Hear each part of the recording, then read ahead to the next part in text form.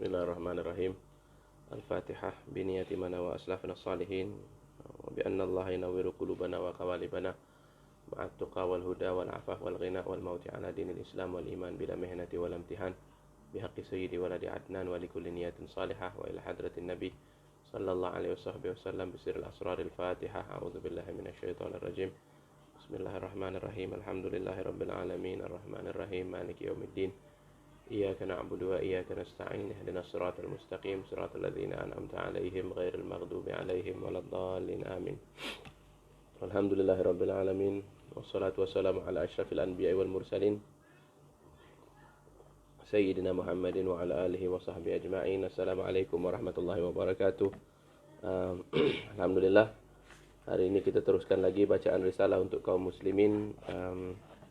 Saya mohon maaf semalam tak dapat kita teruskan bacaan kita atas beberapa masalah teknikal. InsyaAllah kita cuba teruskan. Kali terakhir kita sempat baca perenggan pertama, jadi kita akan teruskan dengan perenggan kedua insyaAllah.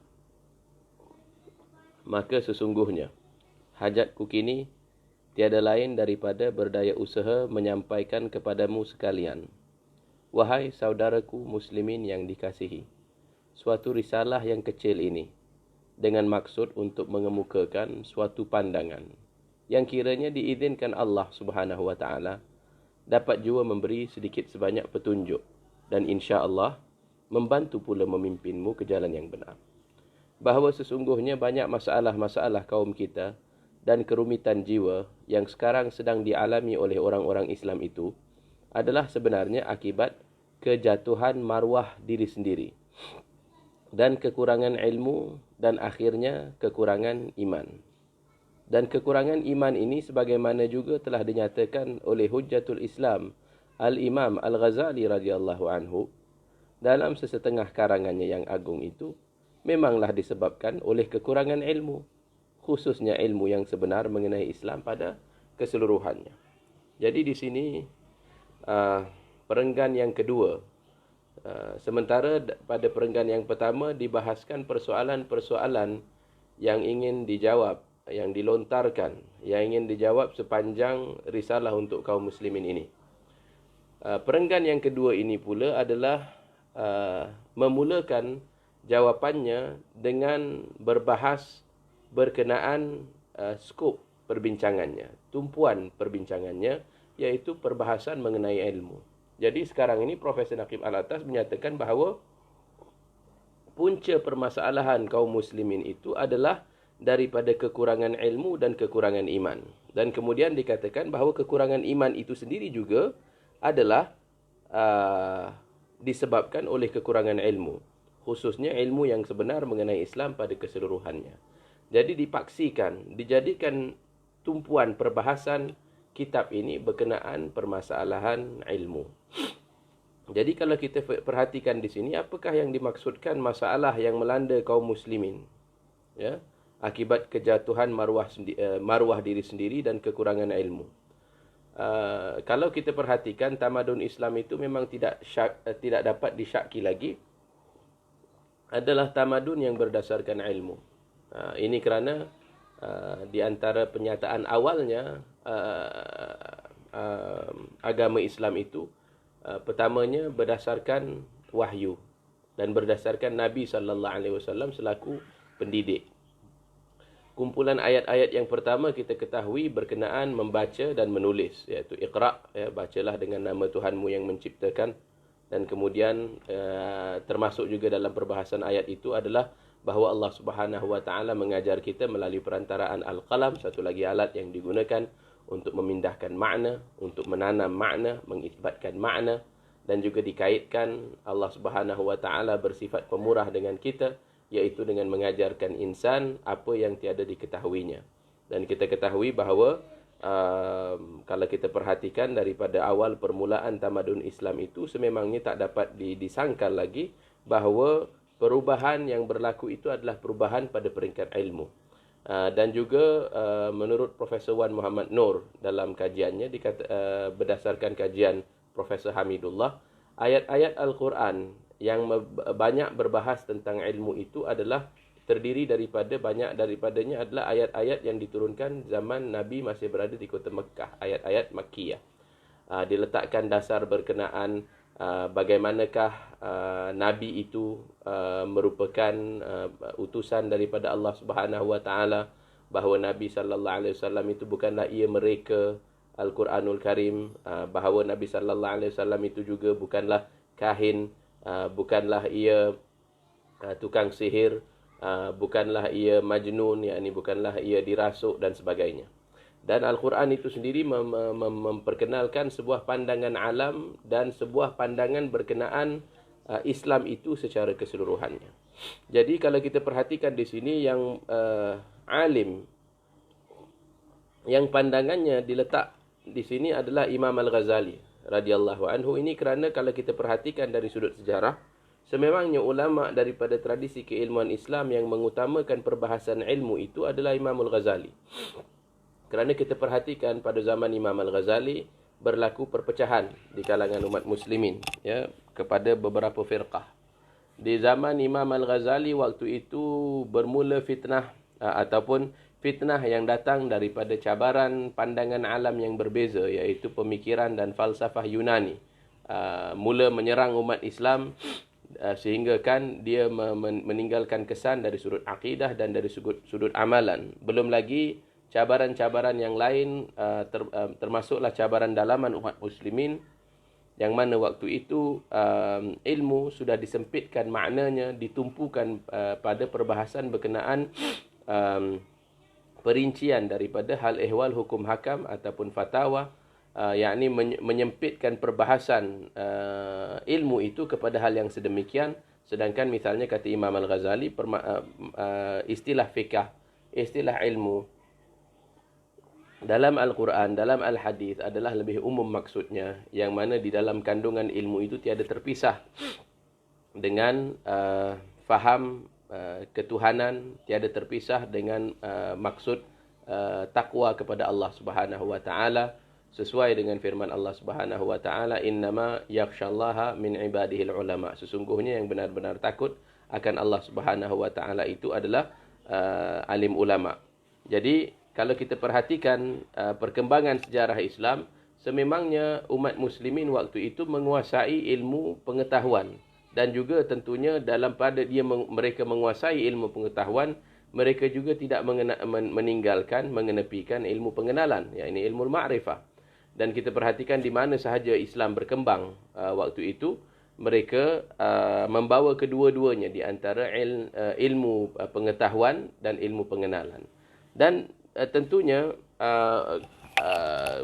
kekurangan ilmu itu bukanlah, atau defisit ilmu itu bukan masalah yang melanda umat muslimin, kerana mereka tiada masalah dalam menyerap, dalam memperkembangkan tradisi keilmuan mereka pada zaman-zaman di kota Baghdad misalnya. Dihimpunkan bank ilmu, kita katakan, dalam Baitul Hikmah, itu rumah Baitul Hikmah, yang mana mereka memacu gerakan penterjemahan daripada karya-karya daripada bahasa-bahasa lain kepada bahasa Arab untuk diajarkan. Dan umat muslimin waktu itu, khasnya para kalangan ulama mutakallimin, mereka tidak segan, mereka tidak takut untuk berdebat dengan wakil-wakil daripada agama yang lain, yang mana daripada hasil perdebatan itu, hasil perbincangan itu, dikembangkan beberapa tradisi, beberapa disiplin-disiplin ilmu yang baharu. Dan perkembangan ilmu itu juga meliputi kajian-kajian baharu yang mereka laksanakan. Kajian-kajian berkenaan alam tabi'i, mereka mengkaji tentang ilmu fizik misalnya, mereka mengkaji tentang ilmu handasah, dan segala ilmu-ilmu yang dapat mereka kuasai itu dalam pada menghormati maratib dan martaban ilmu. Mengetahui bahawa ada bahagian daripada ilmu itu yang bertujuan untuk kelangsungan kehidupan manusia di atas muka bumi, dan ada pula bahagian daripada ilmu itu yang martabatnya terlebih tinggi, khasnya seperti ilmu tauhid, ilmu tazkiyatun nafs dan ilmu fiqh, yang menerangkan kepada insan itu bagaimanakah caranya ia meraih kebahagiaan hakiki, kebahagiaan abadi. Dan berterusan keadaan ini berkembang Sehinggalah timbul masalah-masalah yang dikenal pasti oleh Imam Al-Ghazali itu. Antaranya adalah apabila sekiranya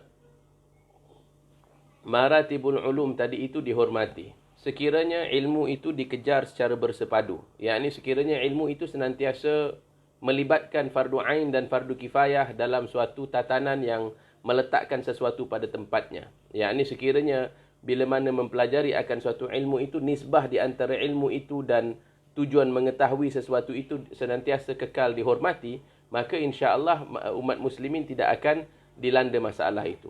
Akan tetapi akan berlaku masalah apabila misalnya berlaku keadaan di mana dikejar suatu ilmu yang mana ilmu itu akan menjadikan ilmu yang lebih utama dilupakan.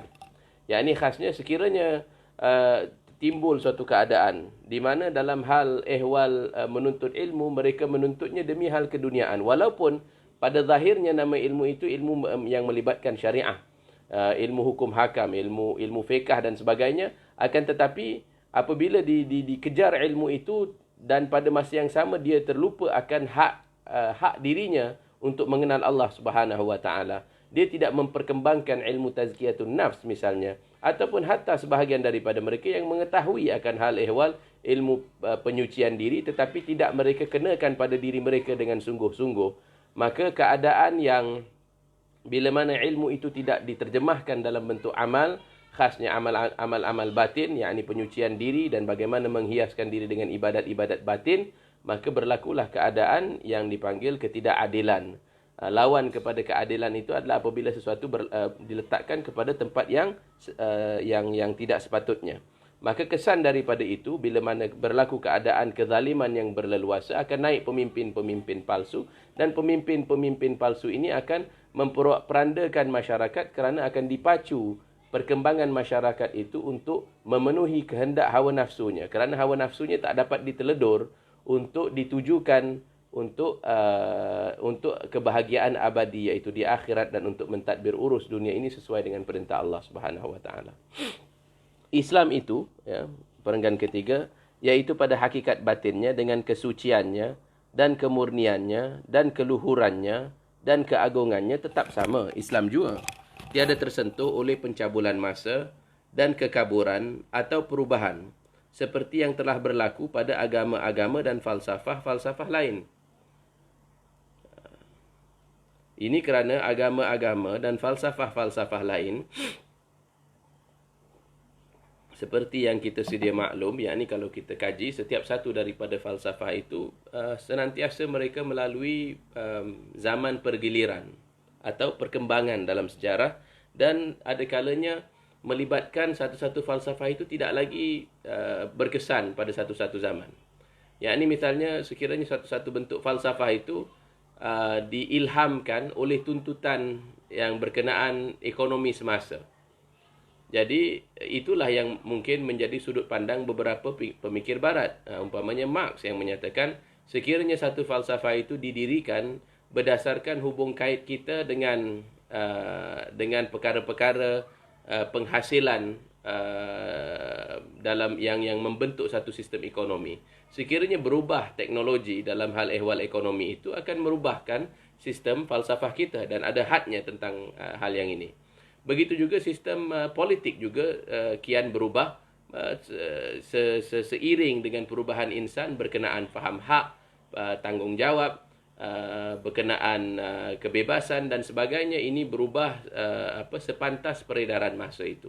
Itulah yang menjadi nasib falsafah-falsafah dan agama-agama lain, dan ini adalah apa yang dipanggil hakikat pensekularan. Hakikat pensekularan itu adalah satu-satu ideologi, satu-satu falsafah, satu-satu pegangan itu hanyalah dapat dikenal pasti sebagai benar untuk waktu dan tempoh dan tempat yang tertentu.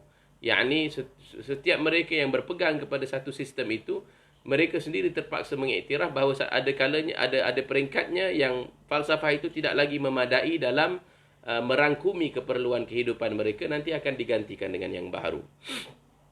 Tetapi Islam, yakni selaku agama yang diwahyukan oleh Allah Subhanahu wa taala dengan dasar-dasar akidah yang kukuh, dengan pengetahuan kita yang diajarkan dalam Al-Quran itu, bahawa yang mewahyukan kepada kita adalah Tuhan yang menciptakan sekalian alam ini termasuk diri insan, maka Islam itu tetap sama Islam jua dan ia tidak tersentuh oleh pencabulan masa dan kekaburan atau perubahan.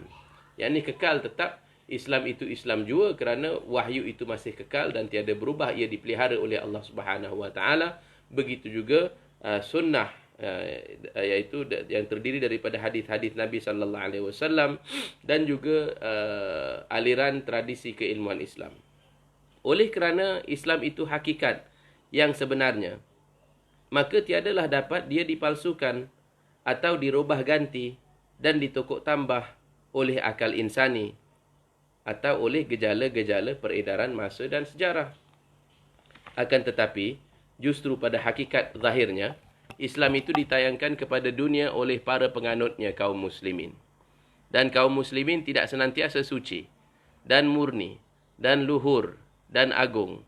Maka kita ini ibarat rupa zahir yang kononnya membayangkan hakikat batin Islam itu. Kita ini umpama cermin bidal tamsil yang menangkap sinaran mentari Islam yang terang benderang itu. Akan tetapi, andai kata cermin ini kelam, dikabuti oleh debu, atau kacanya tiada diasah halus jernih, maka sesungguhnya lah sia-sia cermin berdaya membayangkan mentari itu. Dan hanyalah yang dibayangkannya itu yang kelam dan samar-samar jua. Maka yang jahil di antara manusia akan melihat dan menganggap bahawa bukanlah cermin itu yang kotor atau kacanya yang kasar berkarat, akan tetapi bahawa mentari hakikat yang dibayangkan oleh cermin itulah yang kelam dan kotor, yang penuh dengan cacat dan noda kekurangan sifat-sifat kesucian dan kemurnian dan keluhuran dan keagungan sejati. Alangkah palsunya tanggapan demikian itu. Namun begitu, tanggapan seperti itu memang nyata ada dan berjaya juga mengecutkan hati muslimin yang lemah dan menggoncangkan imannya. Nah, kita perhatikan di sini sebenarnya nasihat daripada guru kita ini, Al-Habib Profesor Syed Muhammad Naqib Al-Atas, ya, adalah berkenaan bagaimana menjadi tanggungjawab umat Islam untuk mengamalkan Islam itu dengan sebenar-benarnya. Kita perhatikan bahawa Islam itu bukanlah sekadar pegangan, anutan, ajaran yang disebut oleh lisan. Islam itu bukanlah sekadar melaksanakan tuntutan-tuntutan zahir secara ritualistik. Islam itu bukanlah sekadar menyatakan dengan lisannya bahawa dia menganut agama itu. Bahkan sebenarnya kita perhatikan bagaimana dalam hadis Jibril itu misalnya, bahawa agama Islam selaku din meliputi Islam, yakni penyerahan kepada Allah Subhanahu Wa Taala, seperti mana yang ditandakan, dilambangkan oleh rukun Islam yang 5 itu, termasuklah mengelak daripada segala yang diharamkan oleh Allah Subhanahu Wa Taala.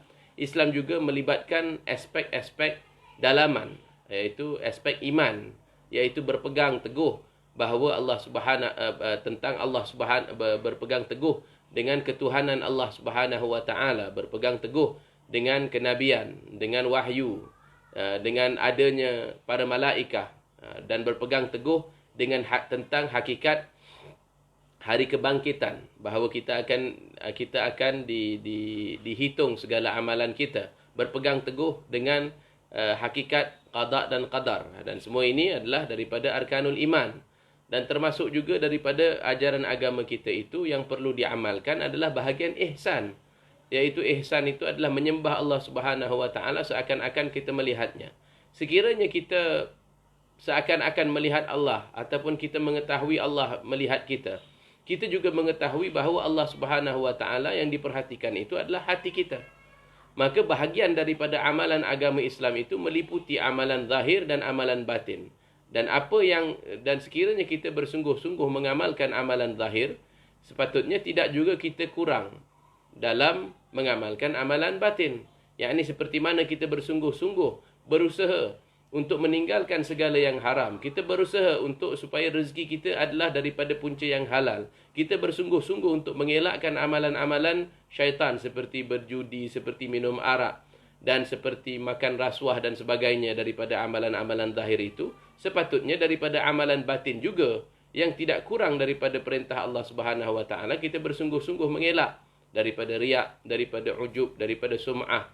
Ya, tetapi tentulah bukan seperti mana dalam hal amalan zahir yang perlu dielakkan, kita perlukan ilmu pengetahuan berkenaan apakah yang haram dan apakah yang tidak. Begitu juga dalam hal yang batin, yang tentunya lebih halus, kerana dia melibatkan diri yang tak dapat dilihat oleh mata kepala yang zahir.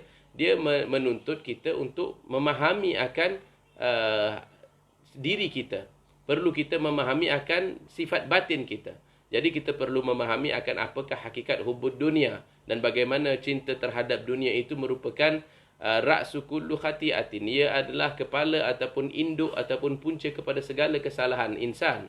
Kita perlu mengaji secara secara terperinci dan secara yang mencukupi, memadai berkenaan tipu daya syaitan misalnya dan tipu daya dunia dan segala cara lain yang insan selalunya terperangkap yang akhirnya menjerumuskannya ke kancah kehinaan. Kita perlu belajar tentang ujub, riak dan takabbur. Bagaimanakah ciri-cirinya, bagaimana membersihkan diri daripadanya, dan pada masa yang sama perlu pula kita mengamalkan dengan secara sungguh-sungguhnya perintah Allah Subhanahu wa taala yang bersifat batin, kerana Allah Subhanahu wa taala seperti mana dia memerintahkan kita untuk melaksanakan salat, seperti mana kita diperintahkan untuk berpuasa, seperti mana kita dikehendaki untuk mengeluarkan zakat, untuk bersedekah, yang mana segala amalan ini bersifat zahir. Tidak kurang juga Allah Subhanahu wa taala memerintahkan kita untuk takut kepadanya. Khafuni, takutilah akanku in kuntum tattaqun, sekiranya kau bertakwa. Allah Subhanahu wa taala memerintahkan kita untuk bersabar, memerintahkan kita untuk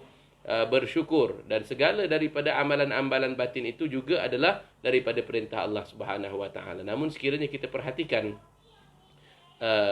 yakni Islam ini sebagai sebuah sistem yang lengkap, yang mana ia meliputi Islam, iman dan ihsan. Ia meliputi syariat, tarikat dan hakikat dan makrifat. Ia meliputi segala hal ehwal zahir dan batin. Maka nyatalah bagi kita, sekiranya umat muslimin tidak mengamalkan agama itu dengan sebenar-benarnya, maka tentulah akan meninggalkan kesan kepada umat dunia. Yakni orang-orang, kebanyakan rata-ratanya umat dunia adalah ahli zahir. Mereka akan menghukum kebenaran agama itu bukanlah dengan teorinya, kerana mereka boleh baca buku tentang Islam, mereka boleh baca Al-Quranul Karim, tetapi yang membawa ajaran itu, yang membawa, yang mengamalkan ajaran itu adalah umat muslimin. Boleh jadi nanti mereka akan berkata, ajaran ini tidak benar kerana tidak ada orang yang benar-benar mengikutinya. Boleh jadi mereka mengatakan, apa gunanya sebuah sistem yang lengkap sekiranya dia adalah mustahil untuk diamalkan. Tiada orang yang bersungguh-sungguh mengamalkan. Dan akhirnya, bila mana umat muslimin, dalam pada mereka mengaku umat Islam, tetapi mereka tidak bersungguh-sungguh, akhirnya dia tinggal Islamnya pada nama. Yang ini masih lagi mereka mendakwa orang Islam, tetapi dalam pada masa yang sama, perintah Allah Subhanahu wa taala misalnya untuk tidak membawa kerosakan di atas muka bumi, ia lawan. Allah Subhanahu wa taala memerintahkan supaya jangan berdusta, jangan khianat, jangan pecah amanah, seperti mana yang dicirikan oleh sabda Nabi sallallahu alaihi wasallam berkenaan tanda-tanda orang munafik masih ia lakukan. Maka sekiranya hal yang sedemikian ini berlaku, jadi orang akan lihat nanti bukan cermin itu yang kotor, padahal yang bermasalah itu umat muslimin. Orang akan lihat bahawa ajaran itu yang membawa masalah. Bukankah hari ini juga, yakni walaupun Profesor Naqib Alatas telah mengarang kitab ini pada tahun 1970-an lagi. Walaupun telah dikarang kitab ini sebelum berlaku peristiwa September 11.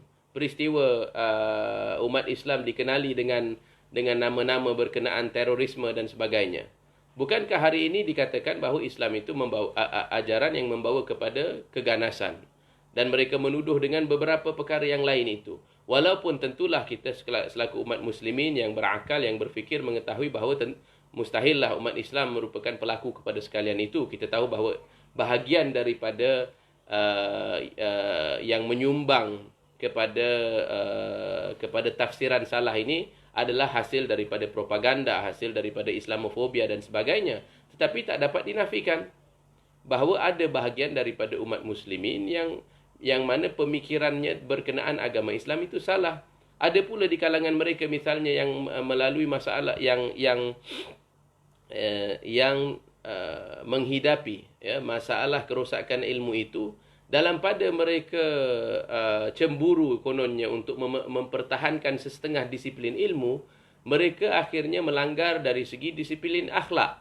Dalam pada mereka cemburu untuk mempertahankan keabsahan dan kebenaran dalam beberapa hal yang terperinci dalam hal agama, mereka terlupa untuk menjaga akhlak mereka. Mereka terlupa bahawa mereka adalah mereka terlupa misalnya untuk bersikap baik di kalangan Muslim. Sedangkan kalau kita perhatikan bagaimana Nabi sallallahu alaihi wasallam mendidik para sahabatnya, Nabi mendidik sahabatnya dari segi akhlak dengan perkara-perkara yang amat mudah tapi perlu dijadikan asas. Misalnya adalah al-muslim akhul muslim, bahawa muslim dengan muslim itu bersaudara. Tidak boleh saling menzalimi. Dan juga Nabi sallallahu alaihi wasallam menyatakan bahawa seseorang muslim itu adalah yang mana orang-orang yang lain itu selamat daripada lisannya, daripada tangannya. Atau pula Nabi sallallahu alaihi wasallam menyatakan bahawa di antara keindahan akhlak seorang muslim itu adalah apabila ia mampu meninggalkan apa yang bukan bahagian daripadanya ataupun apa yang tiada kena mengena dengannya. Kalau kita perhatikan hari ini, yakni jurang yang terdapat di antara apa yang diajarkan oleh Nabi sallallahu alaihi wasallam dari segi akhlak dengan bagaimana orang umat muslimin bersikap. Ya, adakah menghairankan buat kita bahawa umat Islam itu dilemahkan sehingga menjadi ibarat buih-buih di lautan. Ya, kalau kita perhatikan yakni jarak dan jurang yang terdapat di antara hal-hal yang mudah, yang simple berkenaan hal ehwal akhlak. Umpamanya kalau kita perhatikan umat Islam yang mengaji Al-Quranul Karim, ya, bahagian daripada ulama salaf kita ataupun daripada kalangan sahabat, ada di kalangan mereka yang mengatakan sekiranya mereka hanya merenung dan memahami surah Wal-Asr dan mengamalkannya, ya, nescaya mencukupi buat mereka. Sebab kalau umat Islam itu menyedari akan hakikat Al-Asr, yakni hakikat masa yang begitu singkat, bahawa manusia itu berada dalam kerugian kecuali mereka yang beriman dan beramal soleh. Tentunya mereka akan utamakan dan pusatkan segala kegiatan mereka pada pengukuhan, pemantapan iman dalam dada mereka dan pada mengamalkan sebanyak mungkin amalan soleh. Yakni mereka yang menyedari akan singkatnya waktu kita berada di atas muka bumi ini, tidak akan ada waktu untuk mengkhianati sama-sama Muslim. Mereka tidak akan ada waktu misalnya untuk melakukan dusta. Mereka tidak akan ada waktu untuk menghancurkan sama-sama di kalangan mereka. Tentunya yang akan menjadi keutamaan buat mereka adalah bagaimana mendekatkan diri mereka dengan Allah Subhanahu Wa Taala. Ya, maka apa yang dinyatakan oleh Profesor Naqib Alatas ini, ya, berkenaan jurang yang terdapat di antara Islam sebagai ajaran yang sebenar, ajaran yang luhur, yang agung, ya, yang tiada sebenarnya disentuh oleh sedikit pun daripada hujah zaman ini, dengan apa yang menjadi permasalahan umat muslimin, itulah yang dipanggil masalah ilmu yang melanda umat muslimin. Sambung kepada perenggan keempat. Kepada pendengaranku telah sampai satu cerita yang biasanya diedarkan di kalangan para ahli tasawuf. Peri seorang gadis perawan yang indah rupawan, yang seringkali menunjukkan paras rupanya di jendela tempat kediamannya. Terlalu amat masyhur kecantikannya itu, sehingga ramai orang dari merata negeri datang berduyun menziarahinya dan jatuh cinta kepadanya, tercengang, berzikir, merenungkan wajahnya jelita, serta takjub terpesona olehnya. Kawasan tempat kediaman gadis itu menjadi seumpama pasar, riuh redam dengan manusia, yang hanya senyap apabila gadis itu keluar, menunjukkan dirinya yang suci murni itu di jendela. Lama-kelamaan, maka orang-orang itu pun sedikit demi sedikit menyingkir pulang, meninggalkan tempat itu hingga tinggal lagi seorang dua sahaja di situ. Dan pasar yang ria ramai itu kini telah menjadi sunyi senyap, seumpama tempat perkuburan. Mengapa? Tanya seorang gharib yang menanya. Kau tinggalkan tempat ini, sedangkan dahulu asyik kau berduyun memuja di sini. Maka sahut yang menjawab, gadis rupawan yang dahulu bersemayam berdaulat di singgahsana kalbu, kini telah hilang kecantikannya. Wajah laksana bulan purnama telah kini susut.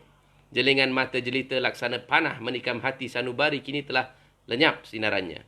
Dan rupa yang indah permai peri bidadari itu, yang menggetarkan tulang sendi yang menatapnya, telah kini kecut, layu laksana mawar mengecup debu. Lantas seraya berkata demikian, maka yang menjawab itu pun berangkatlah pulang.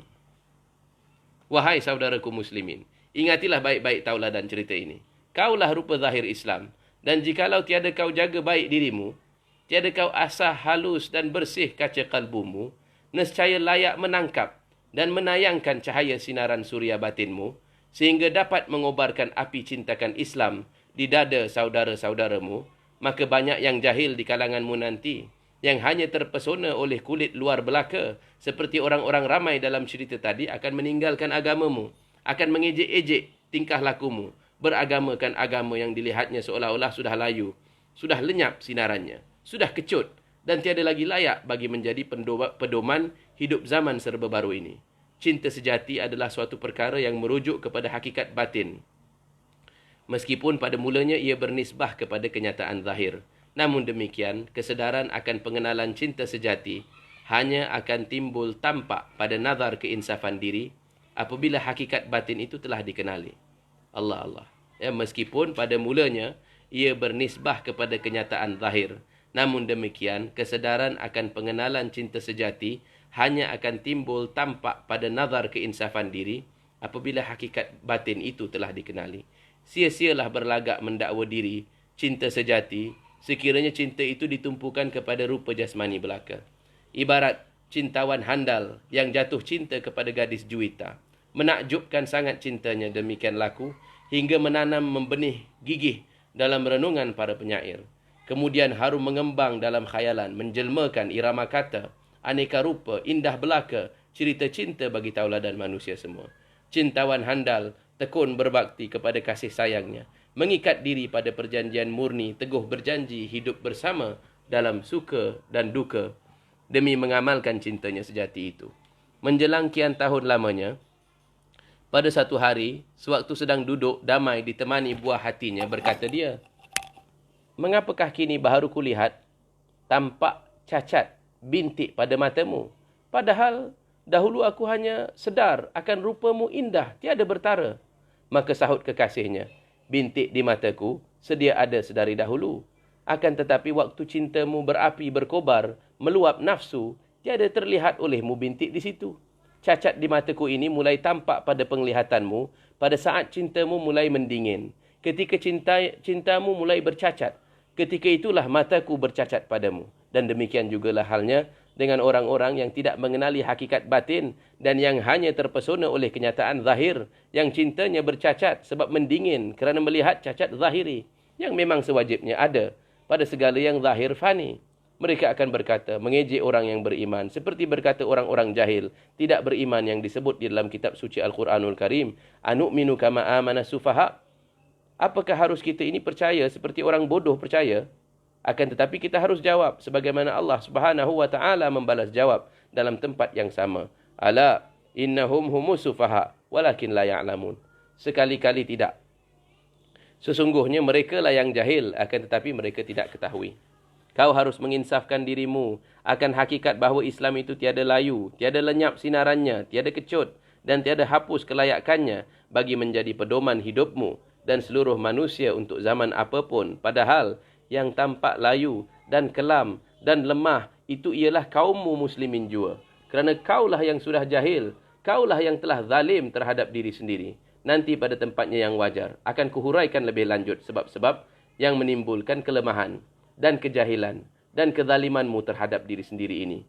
Kini kau harus turutku meninjau dahulu latar belakang sejarah dan peribadi agamamu dari segi perbandingan dengan agama-agama lain, khususnya dengan seterumu di dunia.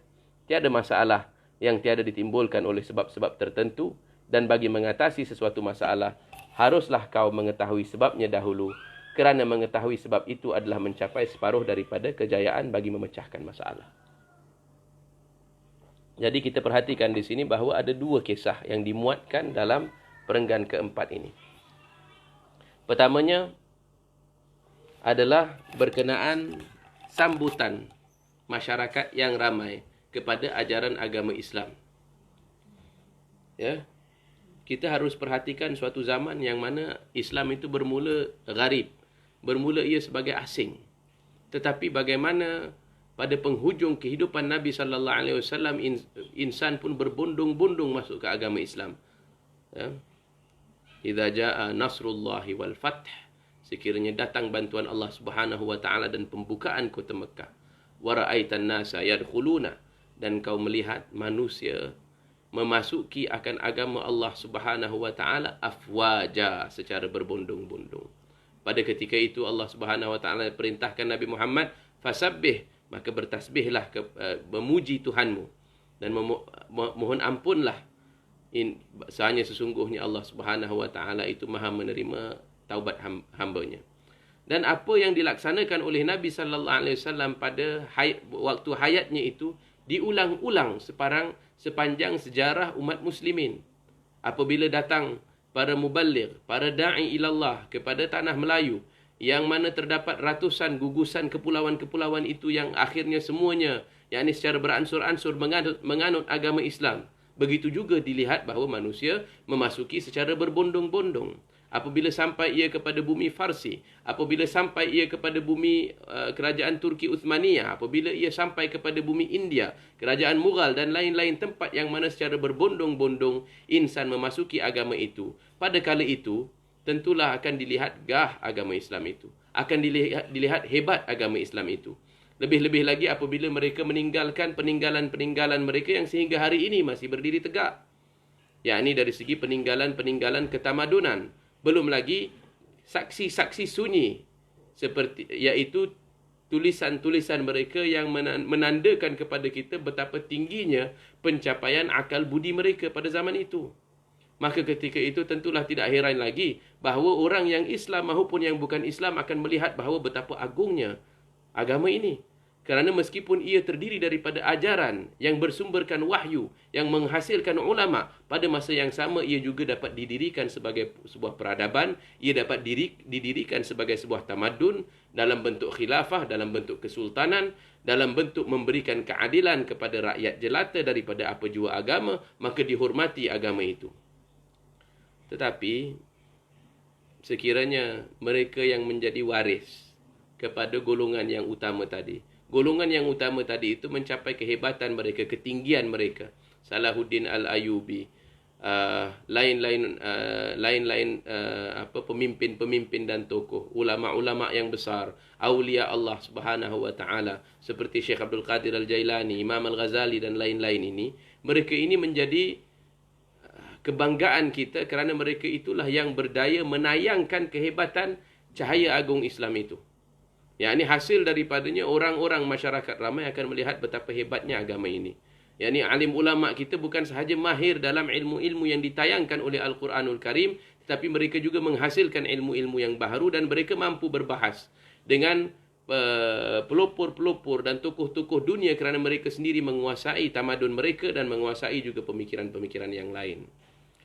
Namun bila mana umat Islam, yakni mereka menderitai masalah loss of adab. Ini umat Islam menderitai masalah keruntuhan adab. Allahu Akbar. Ya. Dan adab itu meletakkan sesuatu pada tempatnya. Sekiranya mereka tidak tahu lagi tempat agama, ya, berbanding nafsu mereka. Sekiranya diutamakan kehendak nafsu mereka ke atas keluhuran agamanya, sehingga sanggup ia cabuli kehormatan agamanya, maka itulah yang akhirnya mengakibatkan sekiranya ia sendiri yang memalukan para penganut agamanya, apatah lagi yang bersikap sebagai seteru dan musuh Islam. Yakni itulah yang digambarkan oleh Profesor Naqib Alatas, yakni yang menjadi wajah zahir Islam itu umat muslimin, kualiti mereka telah begitu rendah sekali. Yakni bahkan ada kalangan mereka yakni yang menderitai kekeliruan, dan yang menderitai kekeliruan ini telah berjumlah dengan begitu ramai, dan ada pula di kalangan mereka itu yang empunyai kuasa perintah pula. Yakni ada di kalangan mereka yang menjadi sarjana, ada yang ditugaskan daripada kalangan mereka itu untuk mengajar, ditugas daripada kalangan mereka itu yang meletakkan pada diri mereka tugas untuk menulis, mengarang dan menyebarluaskan berita padahal mereka sendiri masih terkeliru. Yakni bayangkan mereka memegang amanah ilmu itu untuk menyebarkannya, tetapi mereka masih keliru, mereka masih tidak faham tentang tamadun mereka, tentang agama mereka. Mereka dalam kekeliruan mereka itu akhirnya samar-samar, yakni pemahaman mereka tentang agama itu yang masih lagi samar keliru, akhirnya mereka membuat keputusan demi keputusan yang salah, yang akhirnya yang kesannya dideritai oleh kaum muslimin. Begitu juga kaum muslimin sendiri, yakni yang cintanya terhadap Islam kian luntur. Ini yang seperti mana juga disebutkan oleh Imam Al-Ghazali, yakni berdasarkan firman Allah Subhanahu wa taala dalam Al-Quran, Allah tidak mendatangkan dalam dalam dada seseorang itu dua hati. Yakni sekiranya seseorang itu cenderung kepada Allah Subhanahu wa taala, cenderung kepada hari akhirat, maka dia tidak akan cenderung kepada dunia.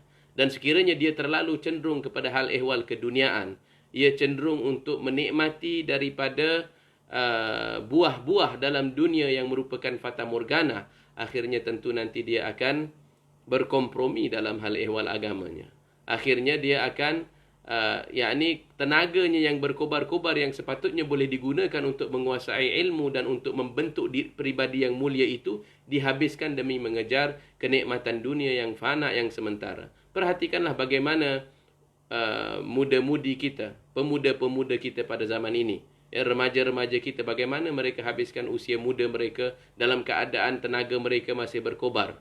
Bagaimana mereka menghabiskan usia muda mereka dalam keadaan akal mereka masih lagi dapat dibentuk untuk banyak perkara pada masa yang akan datang. Bagaimanakah potensi mereka itu dibuang begitu sahaja. Bakat yang sepatutnya boleh digilap, dijadikan senjata yang sangat berguna demi menyebarluaskan agama, dihabiskan umur mereka dengan melepak, dihabiskan umur mereka dengan berfoya, dihabiskan umur mereka dengan mencari kesedapan-kesedapan yang sementara, ataupun yang bersemangat di kalangan mereka, yang masih lagi ada cita-cita di kalangan mereka, cita-citanya pula disempitkan hanya kepada ruang legar politik dan ruang legar ekonomi, dalam ruang legal keduniaan semata-mata. Mereka tidak dipupuk untuk bercita-cita tinggi untuk agama, tidak dipupuk untuk bercita-cita tinggi untuk akhirat. Ada pula di kalangan mereka yang secara zahir mempelajari ilmu akhirat, tetapi sanggup ia cemarkan cita-cita yang luhur itu, sanggup ia cemarkan tujuan yang sangat luhur itu, atau proses yang sangat luhur itu, untuk ia mendapat habuan yang kecil dalam hal dunia, baik dari segi untuk mendapat kemasyhuran, untuk mendapat kedudukan, untuk mendapat harta, dan apa jua pertukaran yang sepatutnya tiadalah layak untuk dilakukannya. Yani ulaikal ladzina ishtarawud dalalata bil huda fama rabihat tijaratuhum. Mereka inilah yang telah membeli kesesatan, yang mana mereka gantikan ia dengan huda atau hidayah daripada Allah Subhanahu wa taala, dan jual beli itu tidaklah menguntungkan. Jual beli itu bahkan merugikan yang melakukan jual beli tadi. Akan tetapi mereka yang menjual diri mereka kepada Allah Subhanahu wa taala, yang bersedia untuk membeli diri mereka, nyawa mereka, usaha mereka, yang mana Allah akan gantikan dengan syurga. Allah nyatakan, innallaha ashtara minal mu'minina anfusahum, sesungguhnya Allah Subhanahu wa taala ingin membeli daripada umat mukminin itu akan diri mereka, dan juga harta mereka, bi anna lahumul jannah, yakni Allah akan ganjarkan mereka dengan hal ehwal, dengan syurga yang kekal. Dan itulah yang paling layak, dan itulah yang sepatutnya perlu kita laksanakan sekiranya kita bersungguh-sungguh untuk merubah nasib umat muslimin. Yang perlu diutamakan di sini adalah bagaimana untuk mencorakkan pandangan alam mereka, bagaimana untuk membentuk pandangan alam mereka, persekitaran mereka daripada zaman kanak-kanak lagi, bagaimana meluaskan saujana pemandangan mereka supaya meliputi hal akhirat dan dunia, dan diutamakan akhirat berbanding dunia. Itu antaranya cara-cara yang dapat kita laksanakan untuk persediaan generasi yang akan datang. Tetapi itulah yang dikatakan, kanak-kanak itu mereka akan lebih mudah mengikuti contoh yang dilaksanakan berbanding perintah ataupun amaran ataupun kisah. Itulah insya-Allah yang kita akan bacakan hari ini daripada perenggan. Hari ini telah kita baca perenggan 2, 3 dan 4. Akan tetapi sekiranya ada sesiapa yang ingin bertanya soalan, dipersilakan insya-Allah.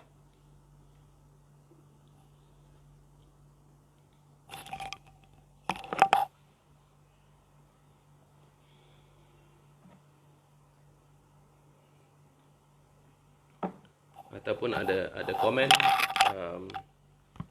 siapa-siapa yang ada soalan daripada para hadirin, dipersilakan insya-Allah.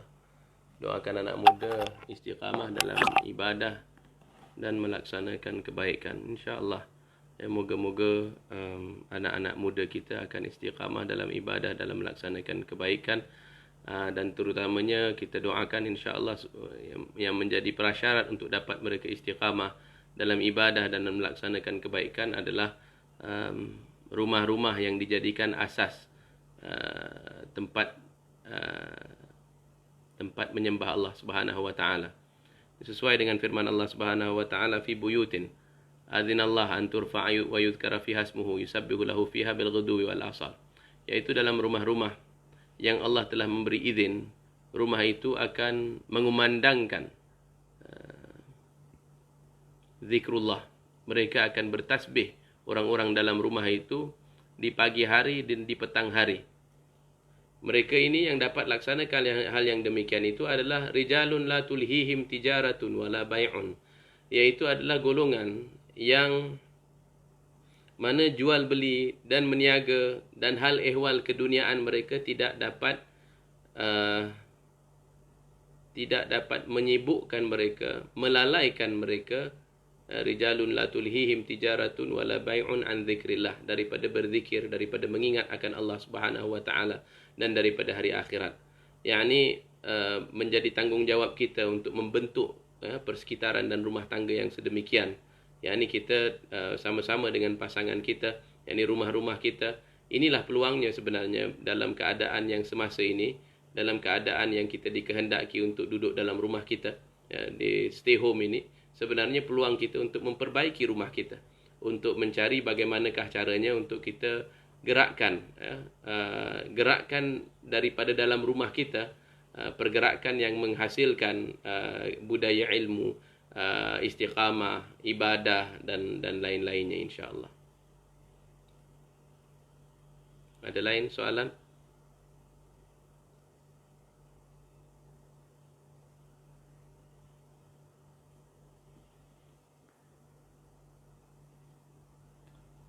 Baiklah, kalau sementara ini itu sahaja yang ingin ditanyakan. Mungkin kita berhenti dulu insya-Allah. Sekiranya siapa-siapa yang ada soalan yang nanti mahu ditanyakan, boleh kirim ke page ARG ataupun boleh hantar kepada page saya juga, Said Muhammad Muhyiddin Alatas, page Facebook saya insya-Allah. Bismillahirrahmanirrahim. Rabbana atina fid dunya hasanah wa fil akhirati hasanah wa qina adzabannar bil fadli subhana rabbika rabbil izzati amma yasifun wa salamun alal mursalin walhamdulillahi rabbil alamin. Wassalamualaikum warahmatullahi wabarakatuh. Siapa-siapa yang ada kesempatan insya-Allah boleh kita bertemu malam ini jam 9 di page Darussalamah war Rahmah ataupun Dasar. Assalamualaikum warahmatullahi wabarakatuh.